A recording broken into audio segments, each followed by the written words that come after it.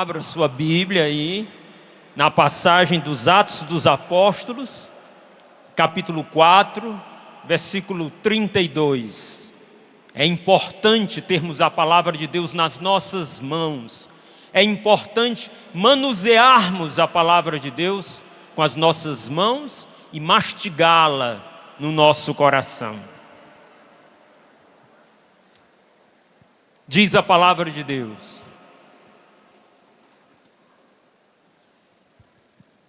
depois do derramamento do Espírito Santo no cenáculo em Pentecostes, depois do anúncio de Pedro cheio do Espírito Santo de que Jesus Cristo é o Senhor, o grande fruto é este: a multidão daqueles que tinham abraçado a fé tinham um só coração e uma só alma, e ninguém considerava como propriedade sua algum bem seu. Pelo contrário, punham tudo em comum. Repito: a multidão daqueles que tinham abraçado a fé tinham um só coração e uma só alma, e ninguém considerava como propriedade sua algum bem seu. Pelo contrário, punham tudo em comum. A multidão tinha um só o quê? Pergunto e respondam forte. A multidão tinha um só e uma só. Eles punham tudo em comum. Este é o grande fruto do Pentecostes, o grande fruto do derramamento do Espírito Santo, o surgimento da igreja, o surgimento da comunidade cristã. Eu não poderia falar sobre comunidade, sobre unidade, sem fazer uma referência. Estamos celebrando 50 anos, esse jubileu da renovação carismática católica, sem fazer uma referência dos elementos fundamentais que fazem a renovação ser renovação. Porque se nós vamos falar de unidade, é preciso que a gente esteja bem embasado nestes fundamentos que fazem a renovação ser renovação. Os elementos fundamentais da renovação. E o Papa Francisco, nosso querido Papa Francisco, ele tem insistido muito, e aqui vocês têm ouvido algumas vezes, ele tem insistido muito em olhar a renovação e compreender a renovação, e nós vamos compreender muito mais, experimentar muito mais a graça da unidade, se nós conseguirmos enxergar a renovação com os olhos que o nosso querido Papa enxerga agora. Aliás, não eram só esses olhos dele, mas já era do cardeal Sunes, o primeiro cardeal que tomou a renovação sob o seu manto, podemos dizer assim, o protetor da renovação carismática. E mais ainda, Paulo VI, quando acolheu a renovação no coração da igreja. E o Papa Francisco tem insistido e nos animado a compreender e a ver a renovação sobre este olhar. O olhar de que a renovação é uma corrente de graça. Uma corrente de graça. Diz assim o Papa Francisco: a renovação não é um movimento específico, se nós entendermos assim como tal, algo específico. Não, ela não é homogênea. Inclui uma grande variedade de realidades.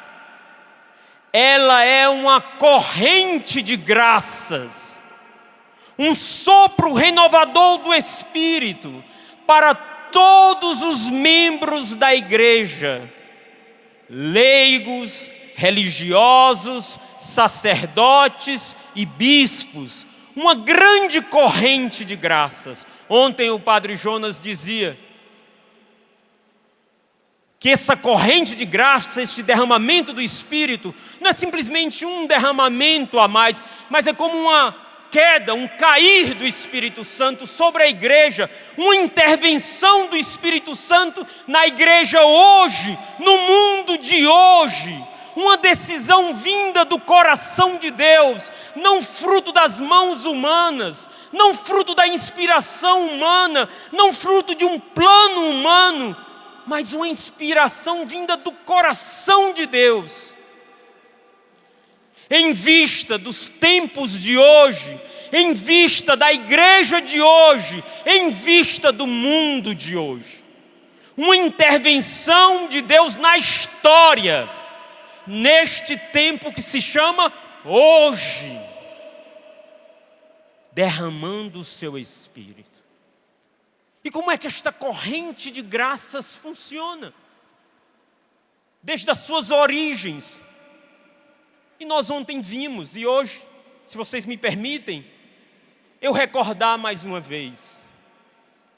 Como primeiro elemento desta corrente de graças, o batismo no Espírito Santo.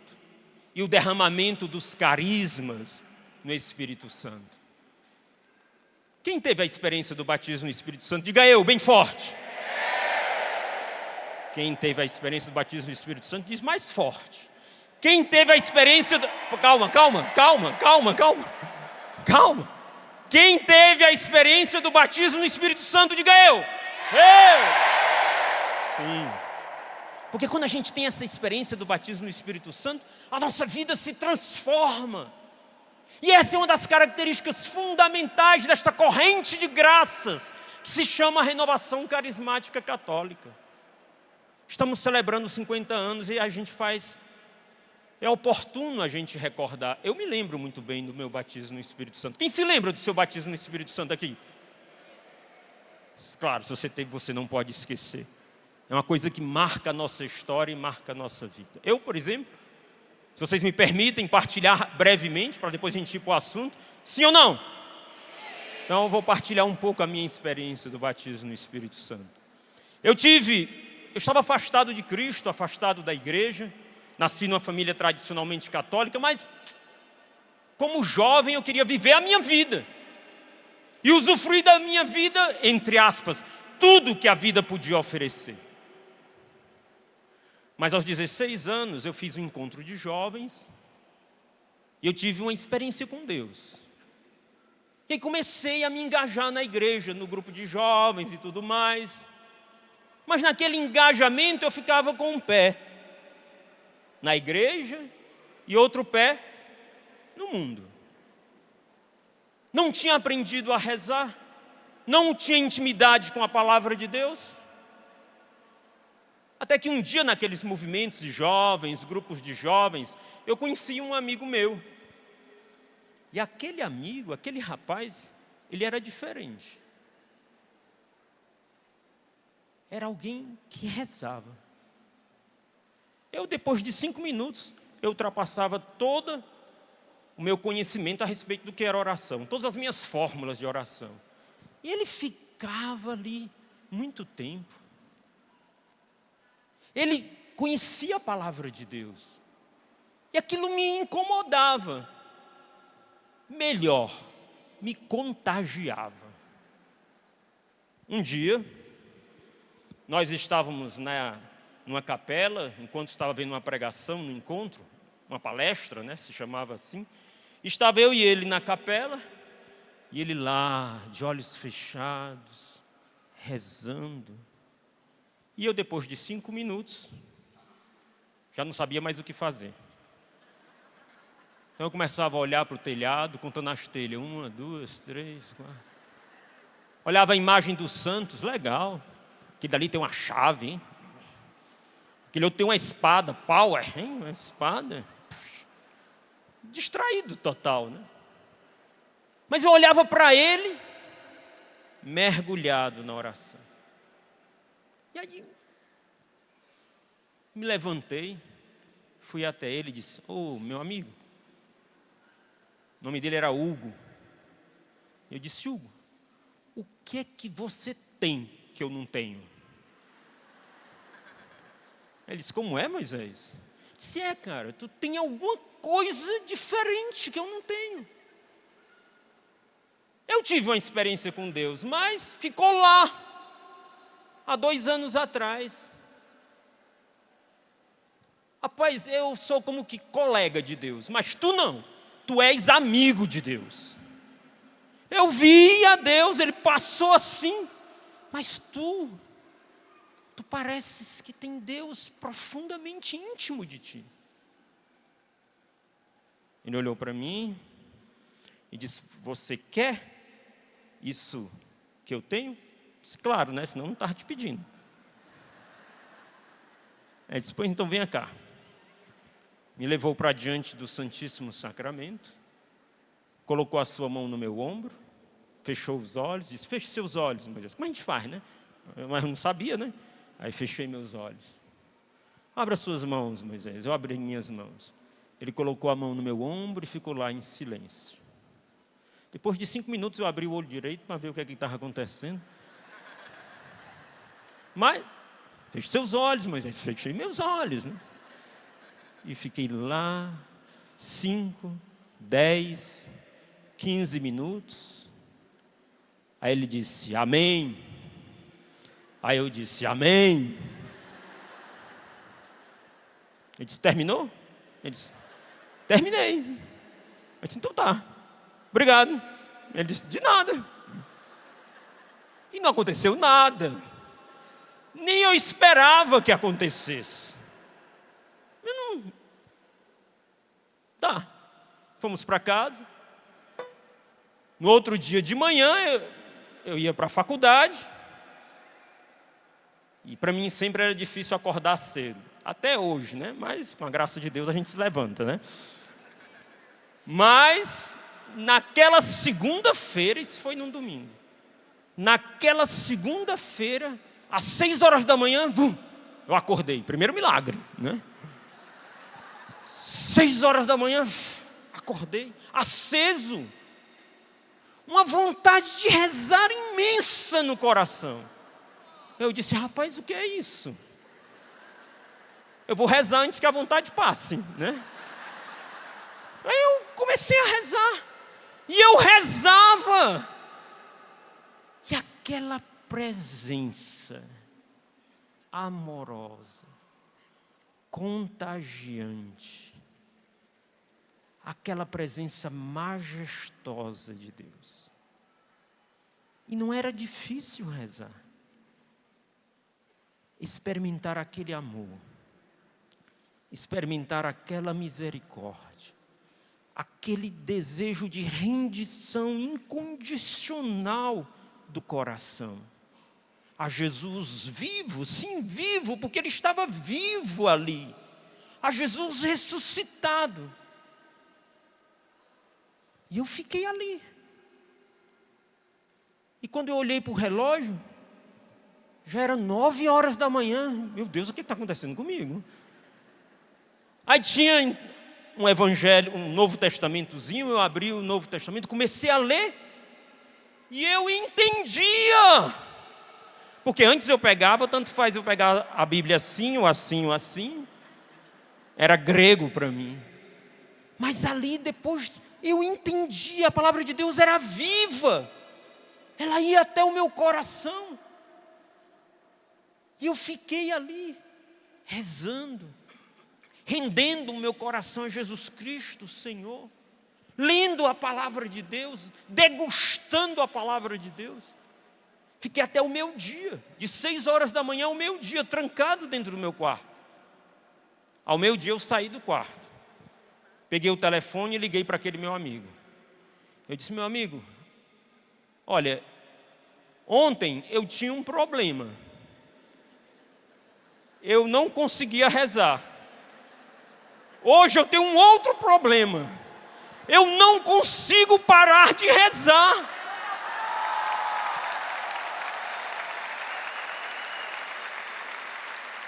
O que é que você fez comigo? Aí ele disse, Moisés, você foi batizado no Espírito Santo. Eu disse, legal, o que é isso? Porque eu não sabia de nada,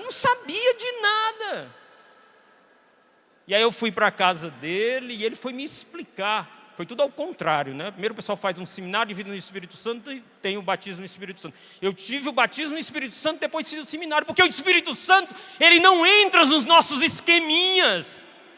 O Espírito Santo, ele é muito mais, muito mais, muito mais. Ele não entra nas nossas estruturazinhas.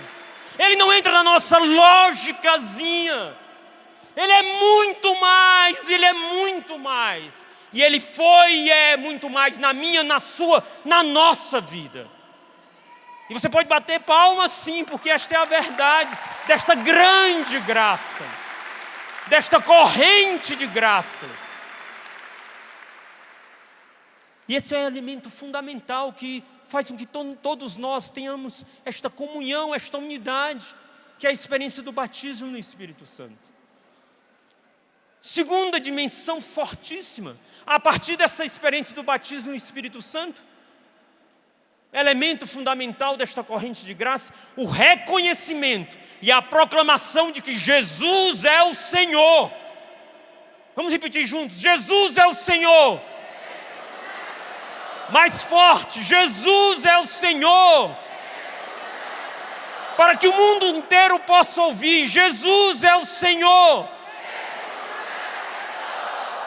Quem faz essa experiência do batismo no Espírito Santo tem e entra nesse mistério, nesta rendição do coração de Jesus, o Senhor. Nós logo vamos proclamando esse desejo na nossa alma de nos render, de entregar a nossa vida a Ele, de perdermos a nossa vida, de ofertarmos a nossa vida. Sim, porque declarar Jesus o Senhor é entrar no domínio do senhorio de Jesus.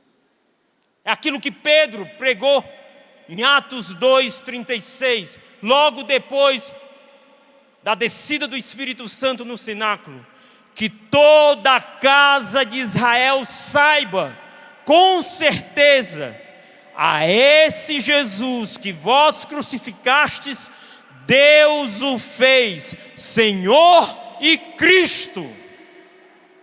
Jesus é o Senhor. Entrar, dizer que Jesus é o Senhor, significa entrar livremente na esfera do seu domínio. Equivale dizer que, a partir dessa experiência, a partir da visita do Espírito Santo no nosso coração, Ele nos leva a um encontro vivo, com Jesus vivo, ressuscitado. Mas não só um encontro, uma rendição da nossa vida. A partir dessa experiência, nós não queremos mais viver para nós mesmos. Nós queremos viver para Ele. A nossa vida é dEle. A nossa história é dEle. O nosso coração é dEle.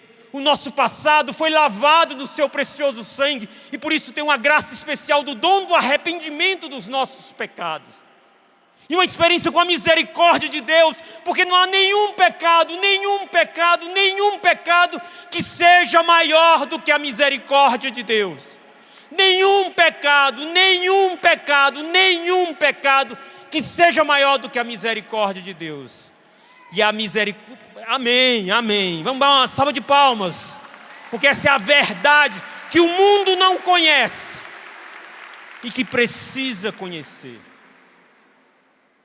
Dizer Jesus Cristo é o Senhor é ser lavado por esta misericórdia, dobrar os nossos joelhos e submeter toda a nossa vida, toda a nossa história e todo o nosso futuro a Ele. Jesus, eu não estou mais no comando, mas de verdade, não de palavra, mas render-se e dizer: Jesus, agora você está no comando da minha vida. Dizer Jesus é o Senhor significa, na verdade, dizer aquilo que São Paulo diz: para mim, viver é Cristo. Viver para o Senhor. Padre Raniero Cantalamessa, comentando isso, ele diz de uma forma muito interessante.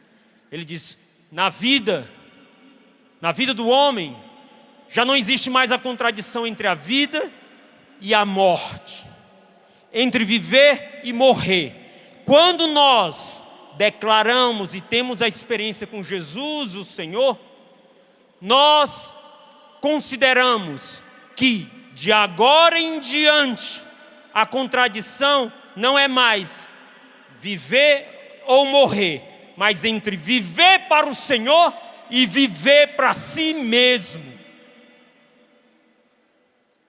Quem não tem Jesus como Senhor vive para si mesmo, busca a si mesmo, está centralizado em si mesmo, mesmo que esteja dentro da igreja, mesmo que esteja dentro dos nossos grupos de oração, mesmo que esteja dentro das comunidades, mas vive para si mesmo.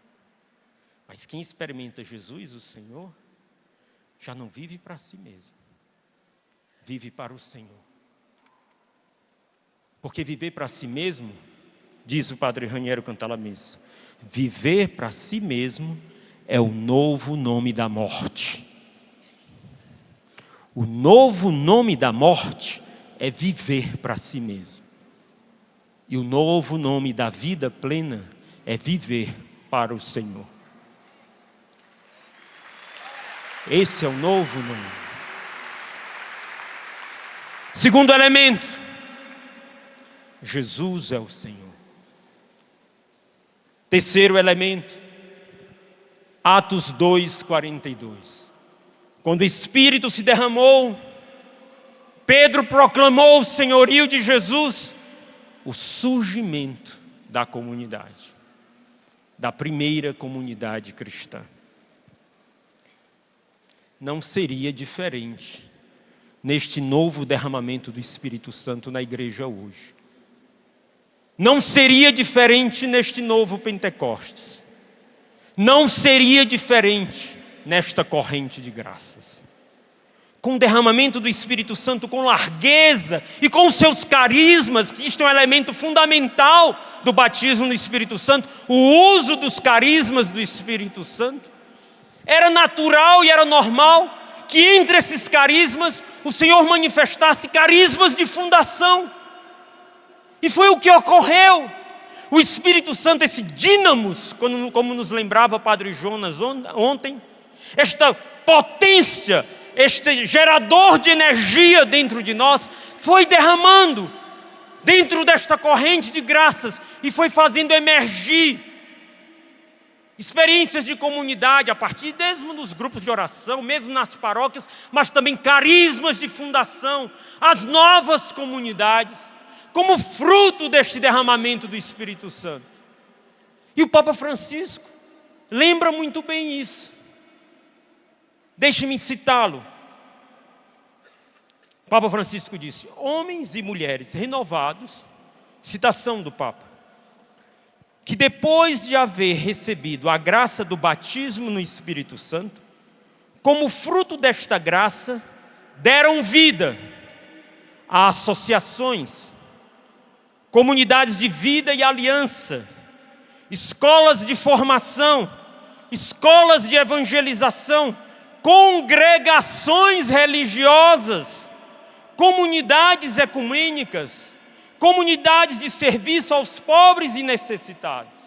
Sim, essa experiência do batismo no Espírito Santo fez eclodir carismas de fundação no coração da igreja. Para quê? Para dar continuidade a esta graça no decorrer do tempo e da história na vida da igreja. Foi sempre assim na história da igreja. Foi assim no período,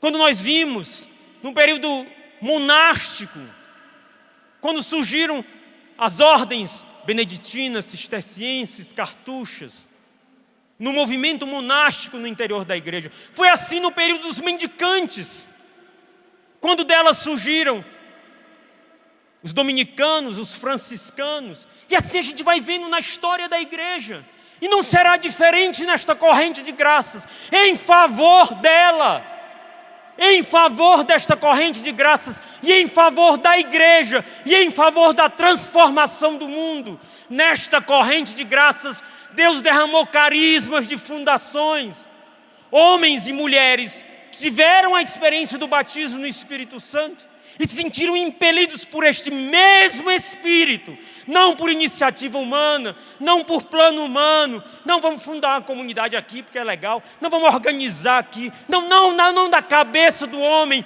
não na carne e no sangue, mas por inspiração, unção e desígnio do próprio Espírito.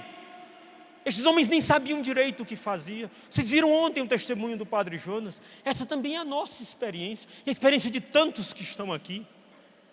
Eu me lembro, no nascimento da comunidade, desculpem, mas eu nem sabia o que eu estava fazendo. É verdade. Eu me lembro, depois dessa experiência do batismo no Espírito Santo, nasceu em mim um desejo imenso, imenso, imenso, de dar de graça o que de graça eu recebi. E particularmente em favor dos jovens, porque eu era um jovem. Eu tive uma experiência da efusão no Espírito Santo com 18 anos. E eu queria evangelizar os jovens mais distantes de Cristo e mais distantes da igreja. Mas eu não sabia como fazer. Eu andava nas ruas da minha cidade e olhava os pontes aonde os jovens estavam, onde no passado eu estava, buscando a felicidade.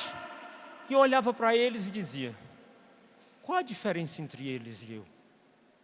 Algum tempo atrás eu estava aí. Eu não tenho nenhum mérito. Eu só tive a imensa graça de ter conhecido a razão profunda da felicidade, que é uma pessoa, Jesus Cristo. E eu recebi de graça eu devo dar. Eu sou devedor a esses jovens. Eu sou devedor a esses jovens. E era isso que ardia no meu coração. Quando em 1980, o Papa São João Paulo II visitou a nossa cidade, Fortaleza. Nosso arcebispo, cardeal Dom Aloysio Lochaiden, me chamou e disse: Moisés, eu gostaria que você, em nome de todos os jovens da cidade, você desse um presente ao Papa. Puxa, eu fiquei morto de feliz, né? Honrado, nossa, representar os jovens, dar um presente ao Papa, em nome de todos os jovens da minha cidade. Eu disse: ótimo, Dom Aloysio, e qual é o presente que eu vou dar? Ele olhou para mim e disse: não sei. Você é que deve escolher. Aí de feliz eu passei para apavorado. O que é que um jovem de 20 anos pode dar de presente ao Papa? Tinha 20 anos na época, 1980. Eu tenho 57, fizeram a conta, né? Exatamente, 57. E aí, naquele tempo, 1980, 20 anos, então, me pus em oração. Senhor, o que é que eu vou dar ao Papa? Me pus em oração. E veio forte aquela inspiração que abrasava o meu coração. Eu não podia dar nada menos do que toda a minha vida e a minha juventude, toda a minha existência, para dar de graça o que de graça eu recebi. Então estava claro para mim. O Espírito Santo movia o meu coração e estava claro. Eu deveria entregar a minha vida e a minha juventude para evangelizar os jovens mais distantes de Cristo e da igreja. E com eles, os homens, as mulheres, a humanidade. Eu ainda me lembro como se fosse hoje. 9 de julho de 1980. Fiz uma carta onde eu entregava a minha vida. Perguntei a alguns amigos como é que se falava em italiano, para falar com o Papa, né? Decorei algumas palavras. E na hora eu fui, me ajoelhei, e quando eu olhei o Papa olhou para mim. Fiquei mudo. Como Zacarias, né? Mudo. Porque o menino precisava nascer, né? Então, fiquei mudo. Eu entreguei a carta e São João Paulo II olhou para mim. E aqueles olhos dele assim como que entraram na minha alma. Como se ele dissesse, não precisa dizer nada, Moisés. Me abraçou e me abençoou. E ali, naquele momento, aos pés do sucessor de Pedro, movido pelo Espírito Santo, de joelhos ali, eu tenho convicção que eu recebi uma graça que me ultrapassa. E que hoje nós chamamos esta graça de Comunidade Católica Shalom.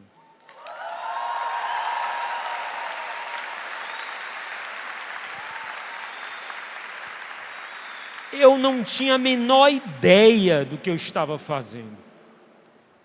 Eu só queria ofertar a minha vida e evangelizar, movido pelo Espírito Santo. Toda vida que falam da comunidade, eu sempre digo assim, eu sou inocente. Você pode ter bronca contra a comunidade, pois eu sou inocente. Sim, porque não foi algo que nasceu da minha cabeça, do desejo da carne e do sangue, mas algo que estava no pensamento de Deus. E assim cada um de nós pode testemunhar todas as novas comunidades que estão aqui. Cada um de nós poderia dar um testemunho aqui. Como as comunidades, Canção Nova, Padre Jonas deu o testemunho deles ontem. Como a Aliança de Misericórdia, Nova Aliança, Arca da Aliança, Obra de Maria, Face de Cristo, Mar Adentro. E eu não vou repetir, eu não vou dizer todos os nomes, porque são tantas no Brasil, que homens e mulheres, que movidos pelo Espírito Santo, movidos por Ele, inspirados por Ele, pelo poder do Espírito Santo, foram gerando essas novas realidades, a partir da experiência do Espírito Santo. Mas para quê? E é o quarto elemento. Eu ainda não cheguei na unidade, mas vou chegar. Quarto elemento. Para quê? Por que Deus derramou com abundância o seu Espírito? Por quê? Por que tantas realidades carismáticas? Por que tantos grupos de oração? Por que tantas obras? Por que tantas novas comunidades? Por quê e para quê? A resposta é simples. Para a missão, para a evangelização deste mundo. E quem dá essa resposta não sou eu. Foi o próprio Papa São João Paulo II. E também a carta, ou o documento, e o Veneste Ecclesia, citando exatamente São João Paulo II. Diz que este derramamento do Espírito Santo e estas novas realidades são a resposta providencial do Espírito para os tempos de hoje. Para os tempos de hoje. Sim, novos carismas para uma nova evangelização. O propósito de Deus não é derramar o Espírito Santo para a gente ficar aqui voltado, como é bom, como é legal, como é ótimo. Mas derramou o Espírito Santo, gerando uma corrente de graças para gerar uma forte ação missionária e evangelizadora na igreja e no mundo de hoje, neste tempo que se chama hoje, neste século 21, neste novo milênio, não no século 19, nem no século 20, mas para os tempos de hoje, uma grande ação missionária, uma grande ação evangelizadora. Às vezes a gente diz assim,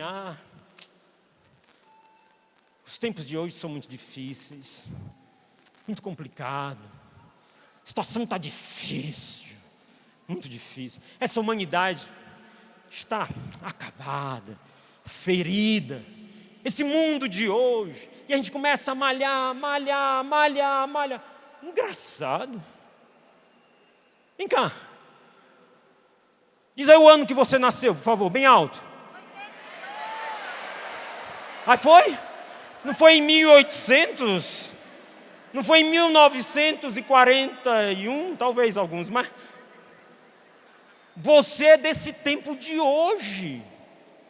Quando a gente fala dessa humanidade, quando a gente fala desse tempo de hoje de uma maneira desesperançada, negativa, você está falando de você e de mim. Nós fazemos parte desta humanidade. Nós somos parte desta humanidade.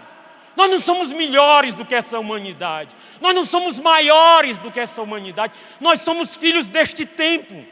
E sem nenhum mérito, Deus nos chamou. Deus nos deu o seu Espírito. Deus derramou o seu Espírito. Deus constituiu novas comunidades, novas realidades.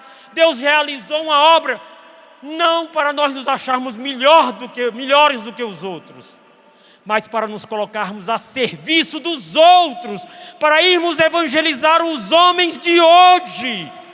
E pode bater palmas, sim. É em vista disso. É em vista disso, desta humanidade ferida. Por isso o Papa Francisco fala desta igreja em saída. Nós não estamos numa guerra, simplesmente numa guerra cultural. A gente acha que está no meio de uma guerra cultural, que a gente tem que se opor culturalmente. É um diagnóstico muito superficial esse. Tem uma guerra cultural? Tem. Mas é muito superficial. Nós estamos em meio de uma grande batalha espiritual, que se trava no coração do homem ferido. E não há outro remédio para este homem, a não ser nós apresentarmos a ele, no poder do Espírito, Jesus vivo. E essas realidades carismáticas, este grande derramamento do Espírito, foi dado em vista disso, de anunciar, testemunhar, com o oferecimento da nossa própria vida, perdendo a nossa vida. Como diz São Paulo, enquanto a morte atua em mim, a vida atua em vós. Perdendo a nossa vida para derramá-la em abundância para uma humanidade ferida que estende as mãos para nós e que está necessitada do anúncio, do testemunho, do sabor do Evangelho. E por isso Deus nos deu o Espírito Santo. Não lutemos com armas humanas. Esse mundo não será transformado com armas humanas. Deus nos deu o seu Espírito, porque só com o poder do Espírito se transformará a face da terra. Enviai, Senhor, o vosso Espírito e enviai, Senhor, o vosso Espírito e é pelo Espírito Santo que tudo se faz novo. É pelo Espírito Santo que tudo se faz novo. E por isso a gente tem que ter um olhar de esperança. De esperança. Os homens e as mulheres cheios do Espírito Santo não olham para os... Nós sabemos que as coisas estão difíceis, estão. As coisas estão complicadas, estão. No Brasil as coisas estão complicadas, complicadíssimas. No mundo as coisas estão complicadas, complicadíssimas. Mas homens e mulheres cheios do Espírito têm um olhar de esperança. Sabem que a misericórdia de Deus é a última palavra. O mal não é a última palavra. A misericórdia de Deus é a última palavra. Sabem disso. E não sabem só com a cabeça. Sabem com a vida e se engajam inteiramente em vista disso.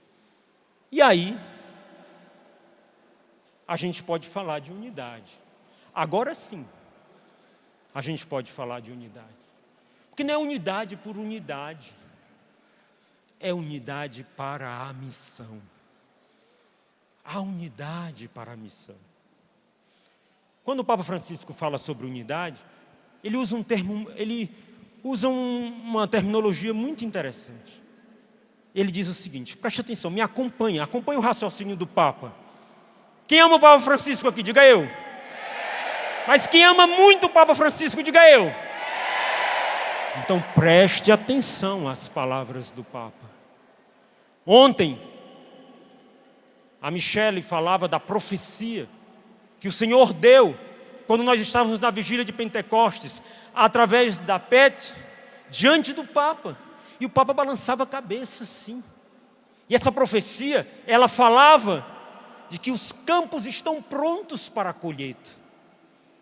O que precisa de nós, da nossa parte, é obediência e docilidade. Os campos estão prontos, olhar de esperança.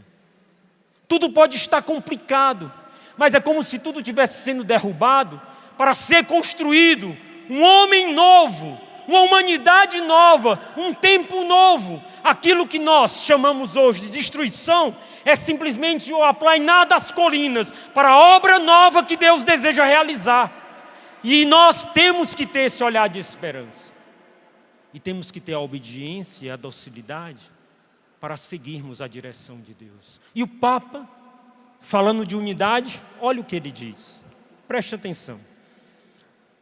O Espírito Santo é o espírito de unidade, que não significa uniformidade.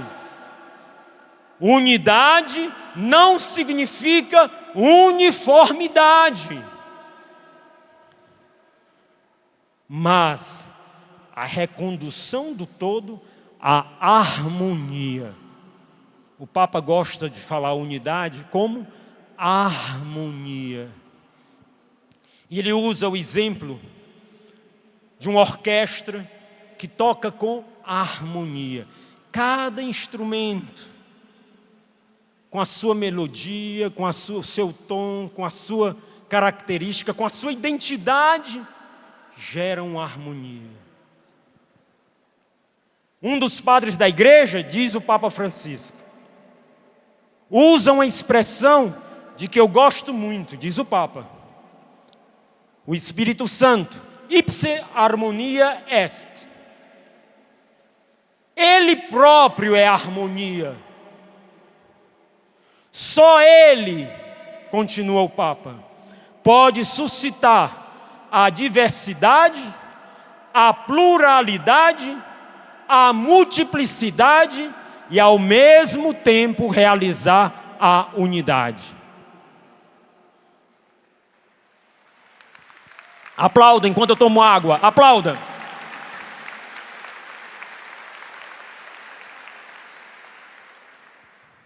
Ele é harmonia. Só Ele pode. E é o Espírito que suscita diversidade, pluralidade, multiplicidade e ao mesmo tempo só Ele realiza a unidade, a harmonia. Falando disso, o Papa gosta de usar uma figura formidável. Ele diz: a unidade para nós cristãos, o símbolo dela não é um círculo.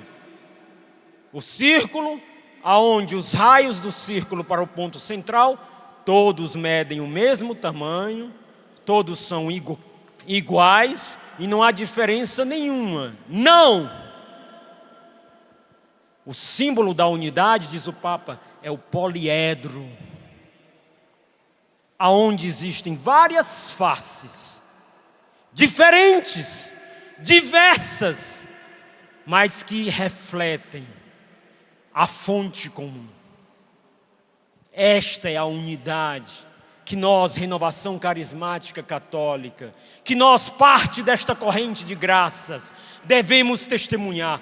Sim, dentro desta corrente de graças, há expressões diferentes, há realidades diferentes, porque Deus assim quis. E quem luta contra isso, luta contra o próprio Deus. Luta contra o próprio Deus. Deus assim quis dentro dos seus desígnios. Entendamos, temos que compreender isso, para não nos opormos aos desígnios maravilhosos de Deus. Mas isso não é razão para nós vivermos sem unidade. Ao contrário, isso é em favor para construir a unidade, porque a unidade não é uniformidade.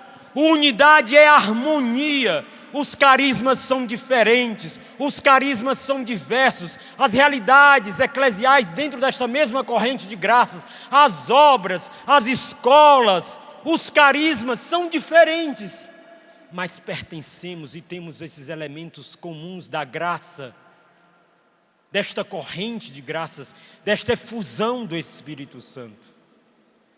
E nós somos chamados a gerar esta harmonia entre nós. E como geramos esta harmonia dentro de nós? Lembrando que a complementariedade das realidades e das obras é a grande graça que gera essa harmonia. Complementariedade, não competitividade. Deus não deu esses novos carismas, essas novas realidades, essas novas fundações. Deus não deu essas realidades de grupos de oração, diocesanos, essas realidades de novas comunidades, essas obras que surgiram para competir umas com as outras, mas para se complementarem. Complementarem. Somos diferentes? Somos. Temos raízes comuns? Temos, mas somos diferentes. E essa é a nossa riqueza. E é uma maravilha, não é, Lu? Sermos diferentes. Eu sei, mas não tem nada não. Você entra na transmissão e fala. Não é uma maravilha? Shalom é diferente de Canção Nova? É ou não é? Carisma é diversidade, mas sempre buscando a unidade. É isso. Somos diferentes, temos diversidade, mas temos a comunhão. Temos um só coração. Comunhão, um só coração. É isso. Isso, somos diversos porque os carismas são diferentes e precisam ser. Isso nos enriquece. Isso não nos empobrece. Como seria pobre? Como esta corrente de graça seria pobre se só existisse uma realidade? Como seria pobre?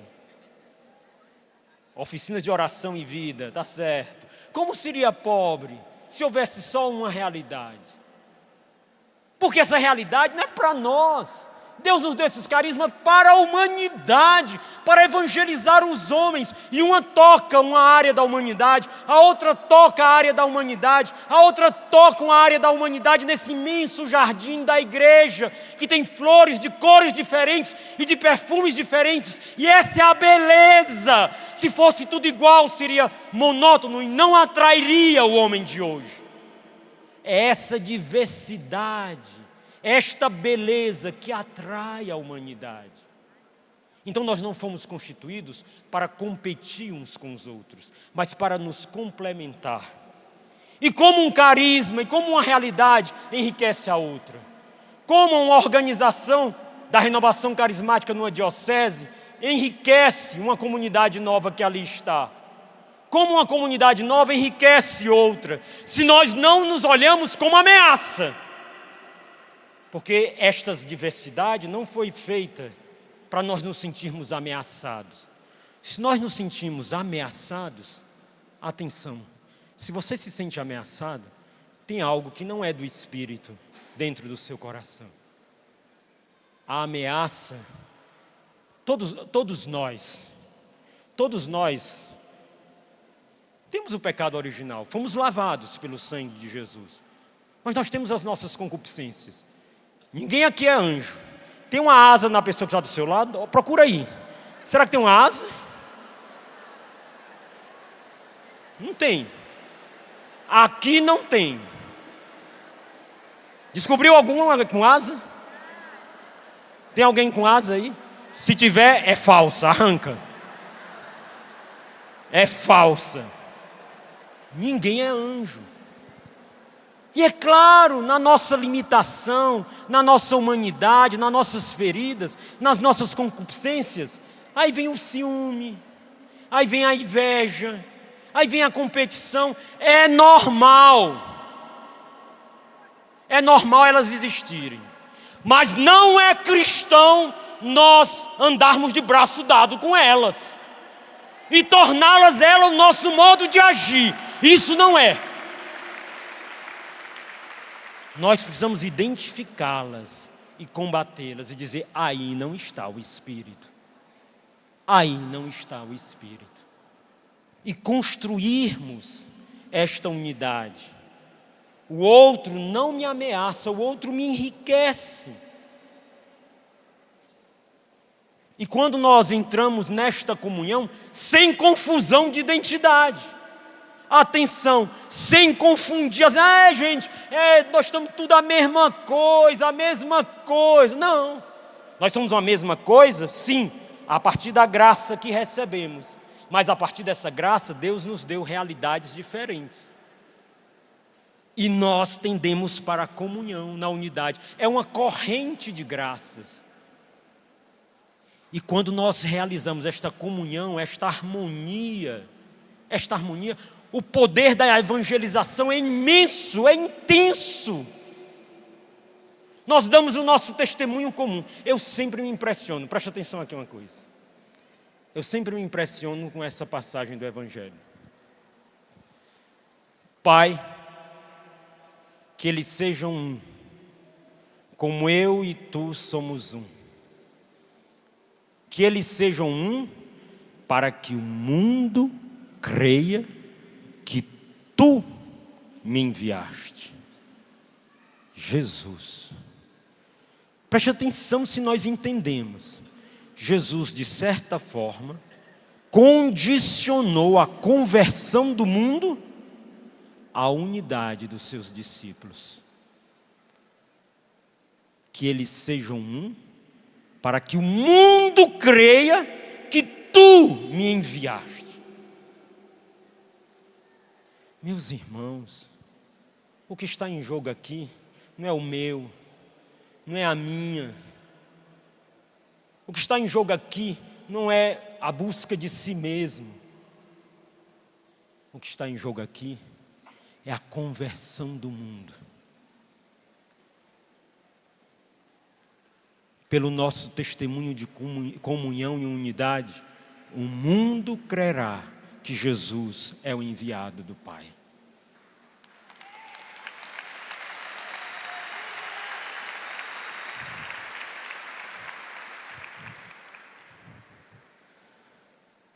E que caminho nós podemos ter para construir a unidade? Olha, o caminho está lá no Evangelho. Jesus discutindo com os fariseus, Jesus diz uma palavra forte. Vocês buscam receber a glória uns dos outros e não buscam a maior glória de Deus. Meus queridos irmãos, Santo Agostinho diz que no mundo se constrói 2 cidades. Estão em construção 2 cidades no mundo. A Babilônia, construída sobre o amor de si mesmo. E a cidade de Deus, construída sobre o amor de Deus, que chega até o sacrifício de si mesmo. Jesus na cruz, o sacrifício de si mesmo. A maneira de nós construirmos a unidade é não buscarmos a nossa própria glória. É não construirmos Babilônia. É construirmos a cidade de Deus, na harmonia, na diversidade das nossas realidades, dos nossos carismas, mas gerando a comunhão, a unidade, não vendo uns aos outros como ameaça, mas como um grande dom e graça para a evangelização do mundo, o Espírito derramado em favor dos que sofrem, em favor de uma humanidade faminta, sedenta, buscar a glória de Deus e o serviço dos homens. Aí a gente vai ver que ninguém é ameaça, todos juntos nos complementamos, porque o nosso objetivo é a glória de Deus e o serviço da humanidade. O meu objetivo não é a minha glória, o meu objetivo não é eu aparecer, meu objetivo não é a minha, simplesmente a minha comunidade, mas a glória de Deus e o serviço da humanidade. E nós vamos estar juntos, porque cada realidade é um dom de Deus para buscarmos juntos a glória de Deus e o serviço da humanidade. Esse é o caminho de gerar a unidade, buscar a glória de Deus. Você está pronto para dizer para Jesus: Jesus, eu não busco a minha glória, mas a tua glória. Você está pronto? Olha, isso significa renunciar muitas coisas, mas sobretudo, renunciar, construir a Babilônia. E finalmente, com a graça, com a comunhão e com a unidade, construir a cidade de Deus. Diga para o seu irmão que está do seu lado, se o seu coração estiver pronto e disposto. Diga para ele: eu não procuro a minha glória. Ei. Você viu sinceridade? Se não viu, diga com mais convicção. Não diga para o seu irmão, não. Olha para mim. Shhh. Diga para Jesus: Jesus, eu não quero procurar a minha glória. Ajuda-me, Senhor, a buscar a Tua glória, Jesus. A Tua glória, Jesus. Os dons e os carismas que Tu nos deste não são para a minha glória, mas para a Tua glória, para a edificação da igreja e para o serviço da humanidade. E vamos dar uma salva de palmas, sim, porque assim se constrói a unidade. Nesta corrente de graças. Finalizo. Gostaria de dar 3 observações rápidas que passam pelo meu olhar, meu pobre, limitado olhar, mas de alguém que tem caminhado há algum tempo dentro desta corrente de graças. Se vocês me permitem, rápido, sim ou não? Sim. Posso fazer? Primeira observação.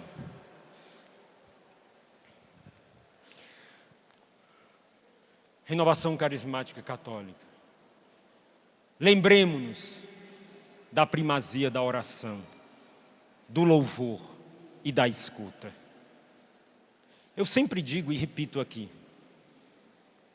inventaram uma grave calúnia a respeito dos carismáticos, desta corrente de graças. Uma gravíssima calúnia. Para mim foi a mais grave. Se inventaram muitas calúnias sobre esta corrente de graças, para mim esta é a mais grave. Nos caluniaram, dizendo por aí que os carismáticos rezavam demais. Isto é uma calúnia. Isto é uma calúnia. Porque, na verdade, pela minha pobre observação, eu acho que a gente reza pouco. E muitas vezes, mal. Vale palmas também para essa, viu? Não só para a primeira. Reza pouco e muitas vezes mal. O Espírito Santo é o educador das almas. E uma das características fundamentais que Ele deu nesta corrente de graças foi a vida de oração. Pessoal e comunitária. E dentro desta vida de oração que os nossos papas, São João Paulo II, Bento XVI e hoje ainda mais Francisco insistem, Francisco nos convocou muito para o louvor e também para a escuta, ouvir a Deus, discernir, ouvir, fundamental.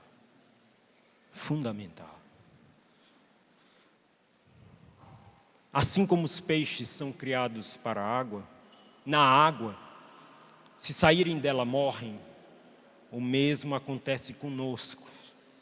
Nós que fazemos parte desta corrente de graças, se nos afastarmos da vida no Espírito e da sua fonte, a vida de oração, nós morreremos. E o Senhor não quer que nós morramos, mas que nós tenhamos vida e vida plena. Primeira observação, corrente de graças, que se chama Renovação Carismática Católica. Peçamos ao Espírito que renove em nós a primazia da oração e da escuta de Deus, na nossa vida pessoal e nos nossos momentos de oração comunitária.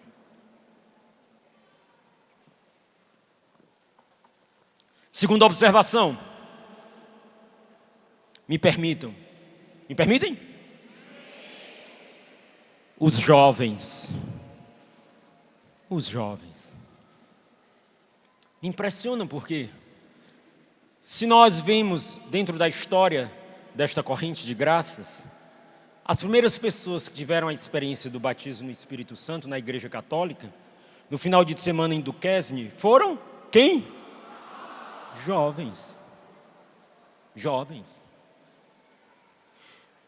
As nossas comunidades, a maior parte delas, nasceram, vocês viram o testemunho de ontem, do padre Jonas, hoje, e muitos de nós, se aqui formos falar, nós vimos que as nossas comunidades nasceram muitas vezes no meio de... E nós não podemos esquecer os jovens, como corrente de graças, novas comunidades, grupos de oração, renovação carismática católica, não podemos esquecer os jovens. E a importância do intercâmbio geracional, estarmos juntos, os mais antigos, nós gostamos de dizer na nossa comunidade, os Samuéis,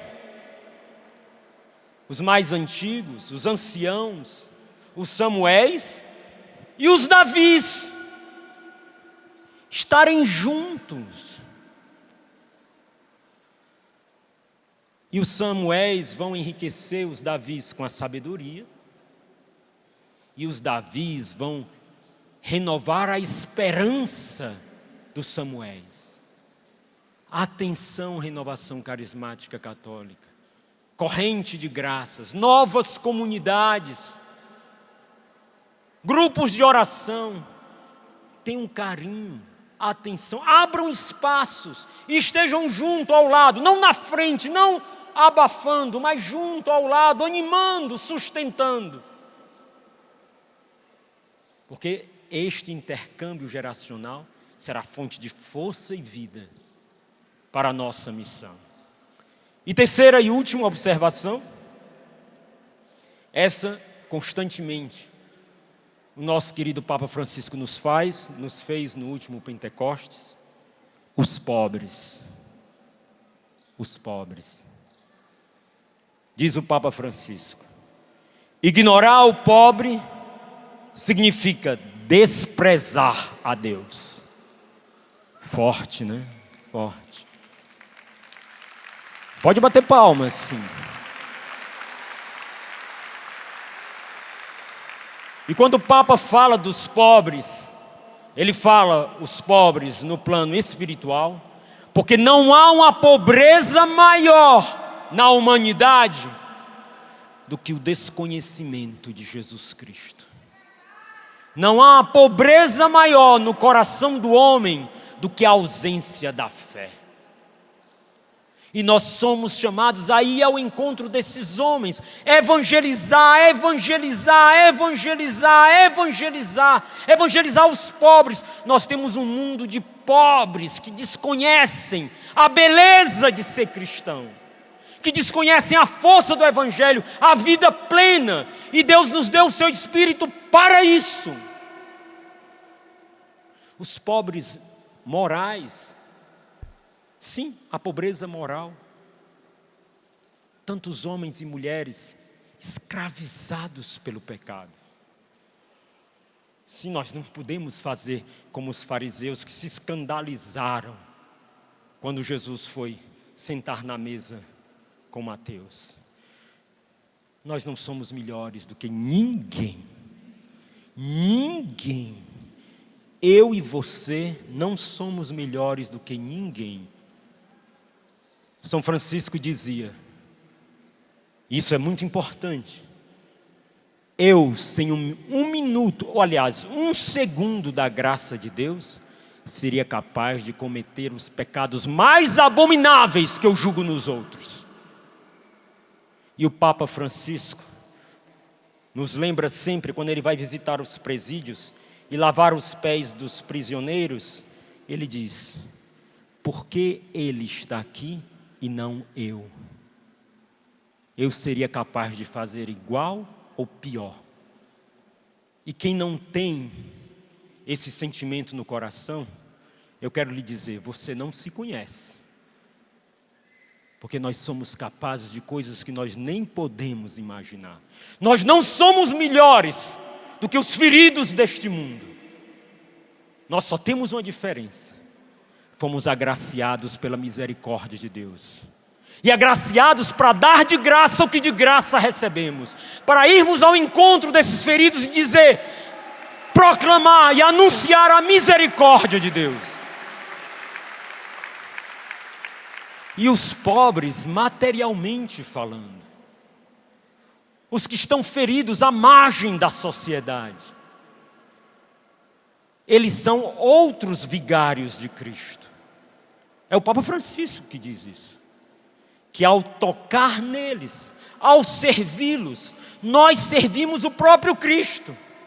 E quando nós nos doamos a eles, o próprio Cristo se entrega a nós. Por isso, corrente de graças, renovação carismática católica. Por isso, grupos de oração, novas comunidades. Sejamos sensíveis a esta pobreza do mundo, para enriquecermos esta pobreza com o dom da misericórdia de Deus, da riqueza. Ele se fez pobre para nos enriquecer com a sua pobreza. Sim, Jesus nos enriqueceu, se dando a si mesmo. E nós, tendo essa experiência da efusão do Espírito Santo, em comunhão, em unidade, não a unidade que é a uniformidade, todo mundo fazendo a mesma coisa ao mesmo tempo. Desculpe, mas isto é horrível. Todo mundo fazendo as mesmas coisas, porque sempre se fez assim e se deve fazer assim. Isto não é catolicidade.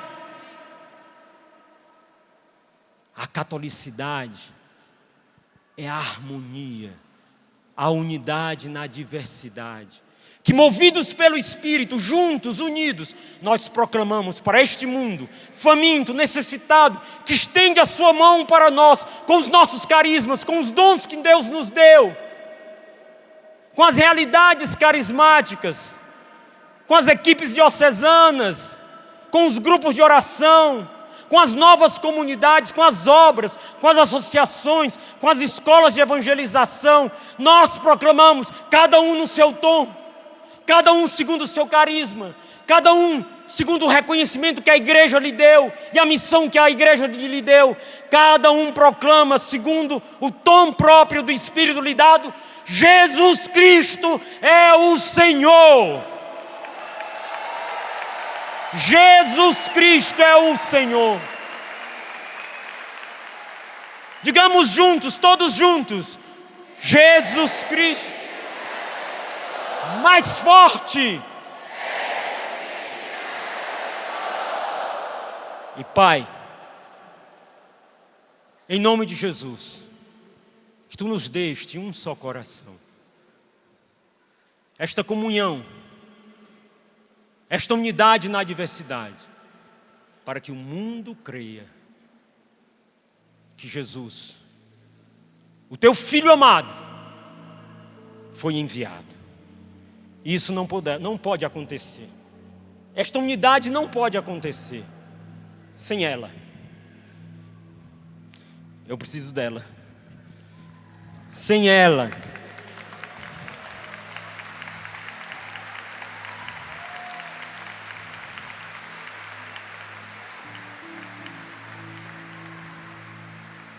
ela,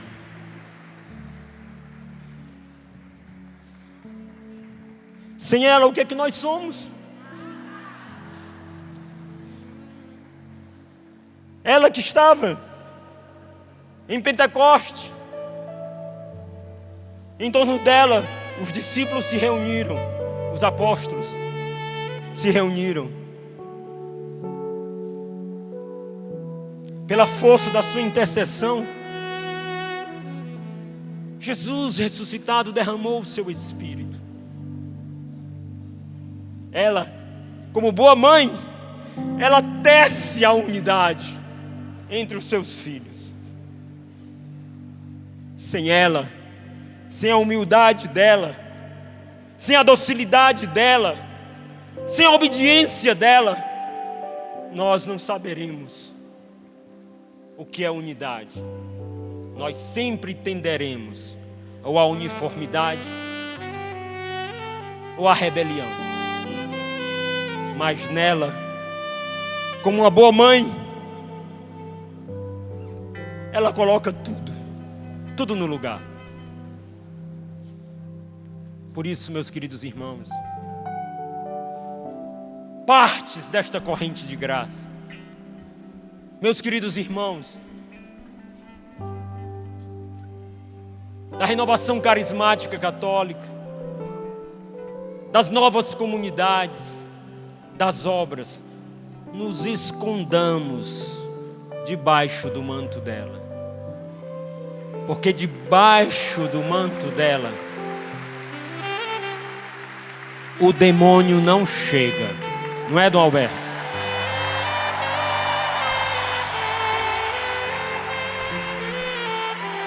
E aqui está muito bem representado. Ela nas mãos dos apóstolos. Eles são a garantia da nossa unidade. Os nossos queridos bispos, e por isso os nossos carismas se colocam aos pés do sucessor de Pedro e aos pés do sucessor dos apóstolos, para que junto com Maria, Dom Alberto, nós possamos sermos instrumentos da edificação da igreja e da transformação do mundo. E por isso nós cantamos juntos. Fica aqui.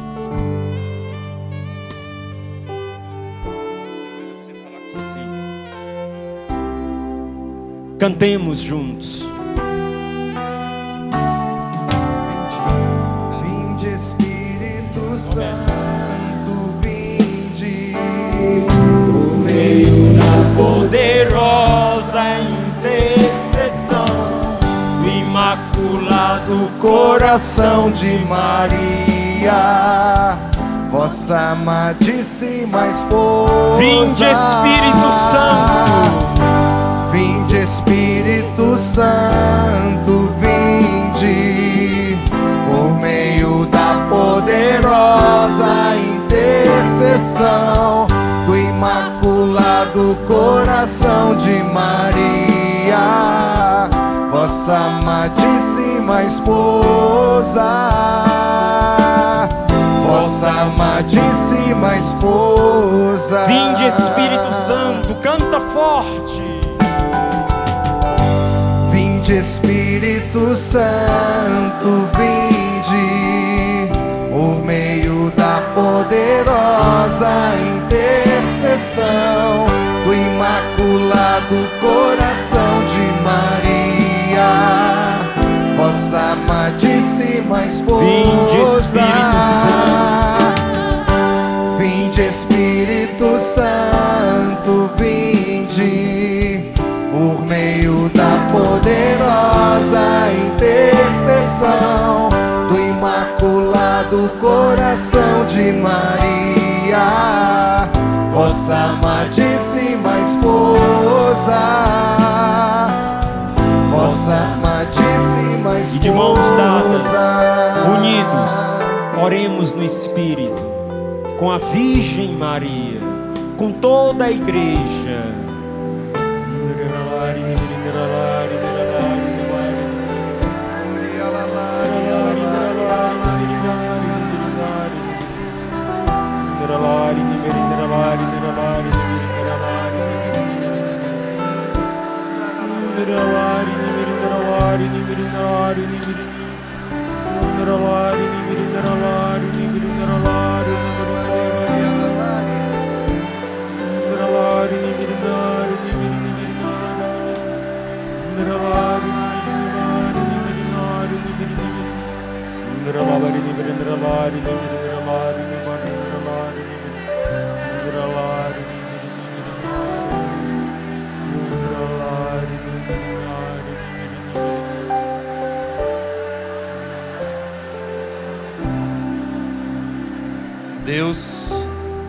Deus não se repete, Ele sempre suscita coisas novas. Quando Moisés estava falando, eu sentia no coração que nós devíamos pedir algumas graças, e eu falarei agora mesmo.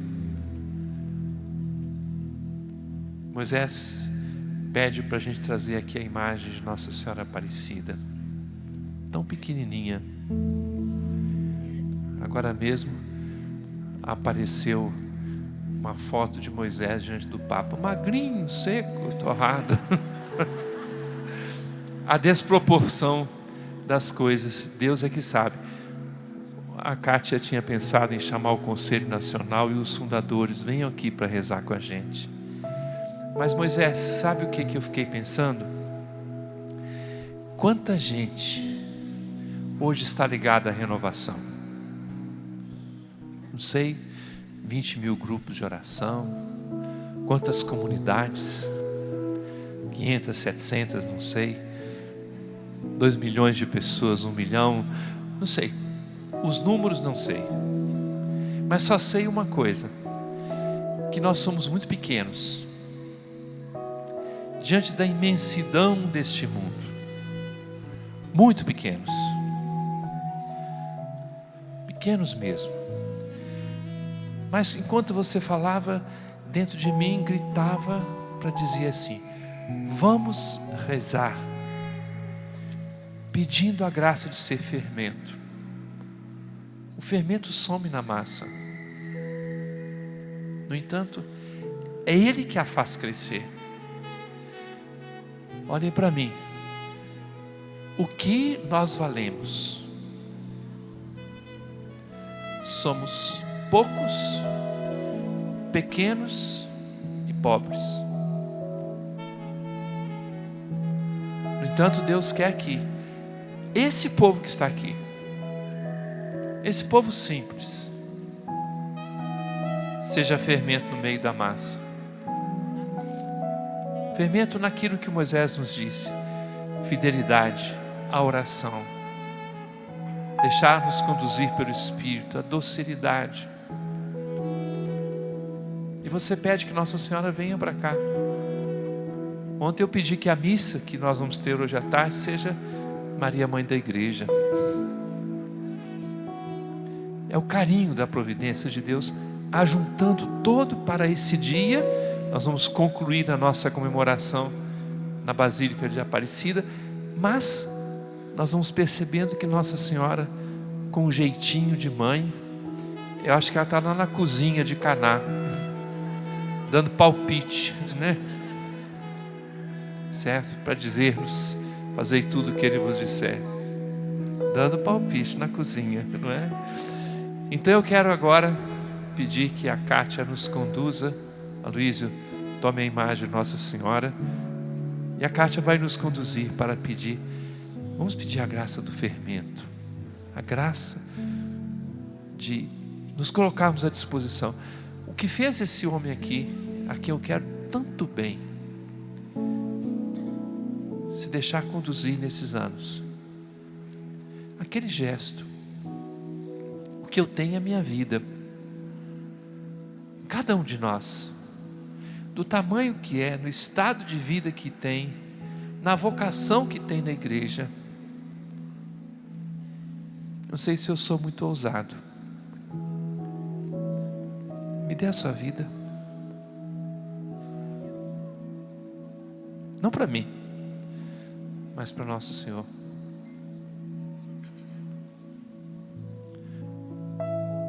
Vamos pedir essa graça de sermos fermento no meio do mundo. Kátia. Eu quero recordar também de felizes momentos, Moisés, que vivemos juntos no Conselho Nacional, na coordenação do Reinaldo Bezerra, você representando as novas comunidades, eu na época coordenando o Estado do Espírito Santo. Que linda vida fraterna que nós sempre tivemos, Moisés. Sempre amei você, a Emi, vocês são meus irmãos eternos. E é isso que o Deus está falando para nós hoje aqui, Conselho Nacional, novas comunidades. Somos uma família, a família carismática católica do Brasil.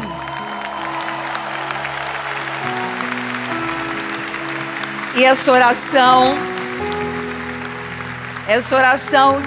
que Dom Alberto pede para mim fazer, para eu fazer.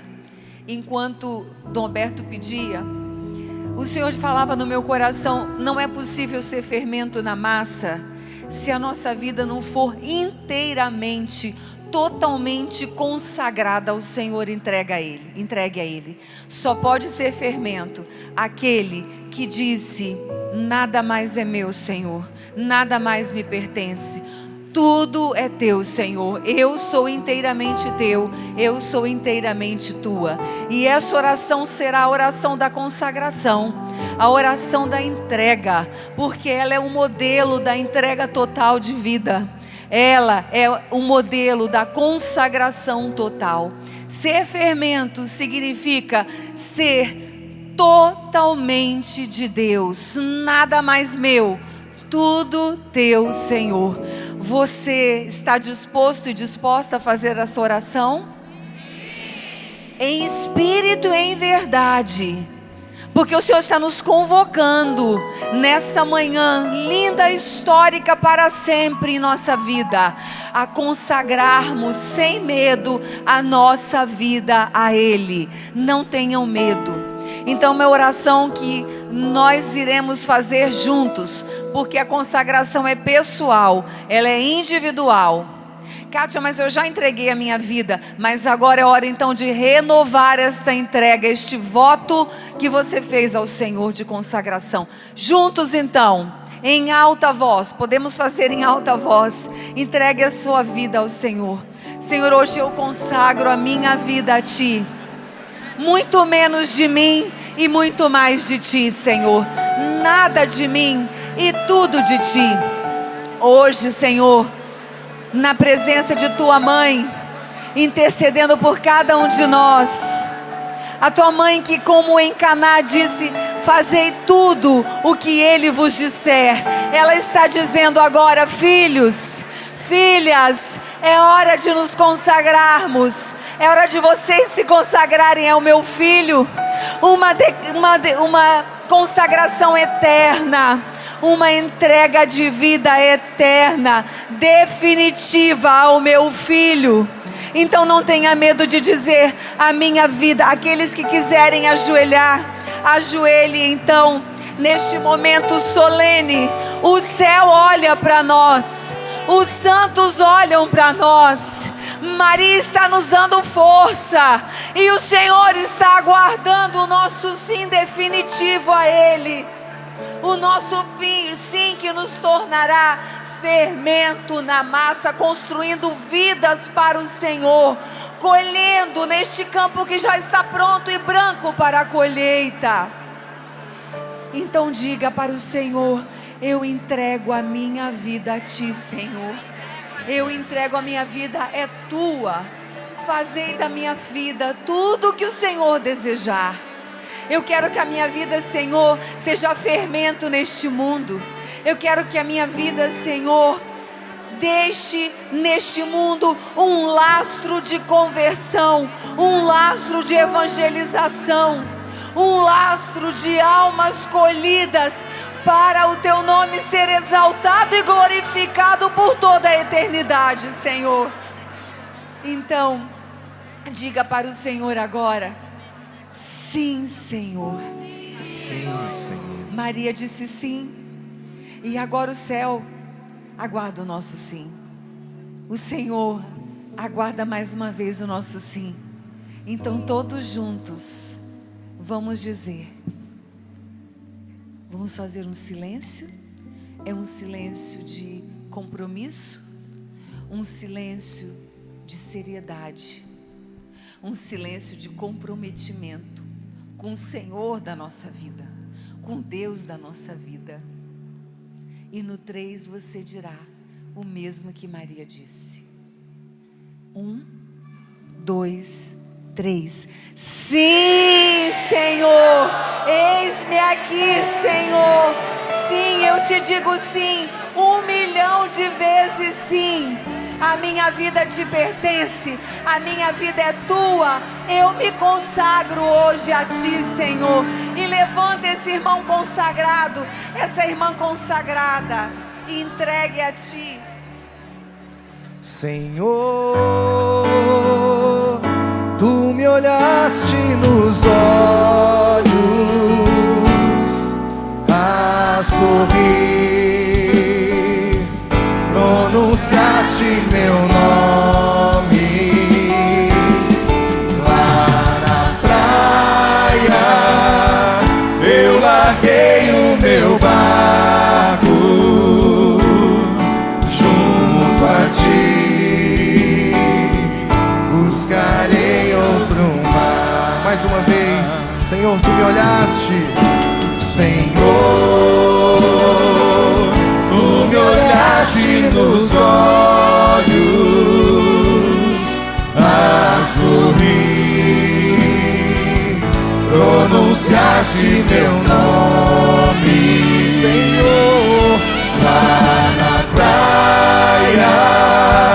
Eu larguei o meu barco junto a ti, buscarei outro mar. O Senhor falou ao nosso coração para ouvir a sua voz. Renovação carismática católica, povo de Deus, ouvi a minha voz. Você pode até colocar a mão no seu ouvido, como que ouvindo esta palavra, mais do que como ouvindo, o Senhor está abrindo os seus ouvidos agora, os nossos ouvidos. Senhor, acima de tudo, eu quero ouvir a sua voz. Pode dizer no seu coração, em voz alta ou em silêncio: Senhor, a partir de hoje, eu quero ouvir melhor a sua voz. Mais do que a minha e a de qualquer outra pessoa, os ruídos do mundo, das notícias, do que passa à minha volta, eu quero ouvir a sua voz. Põe a mão na sua boca agora e diga: Senhor, eu quero ser a boca de Deus.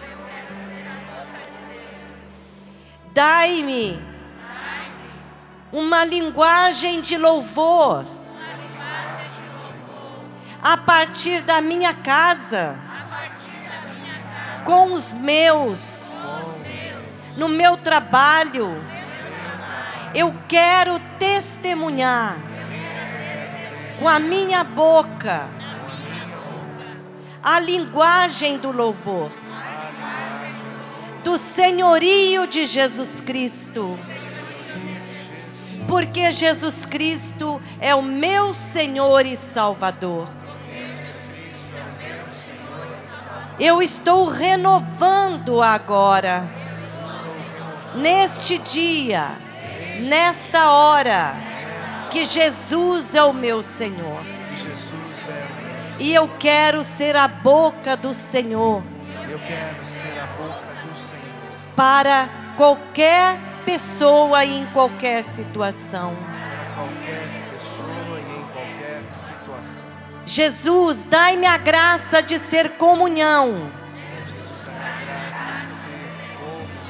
do espírito de unidade, porque eu quero construir a unidade. E em casa eu quero ser comunhão. Eu quero estabelecer o diálogo. Eu quero estabelecer o diálogo Na minha comunidade, no meu grupo de oração, no meu trabalho e onde quer que eu vá. Eu quero e eu decido, na força e no poder do Espírito Santo, a fazer comunhão diálogo, construir ponte, fazer unidade. E nesse momento você pode, como eu, fazer um instantinho de silêncio, imaginar o seu ambiente, a sua casa, lembrando as pessoas da sua casa, da sua família, no seu trabalho, lá no seu grupo de oração, com a sua comunidade. É aí que o Senhor quer selar com você todas essas graças, para que o mundo creia. Bendito sejas, Senhor Jesus. Pai, Filho e Espírito Santo. Amém.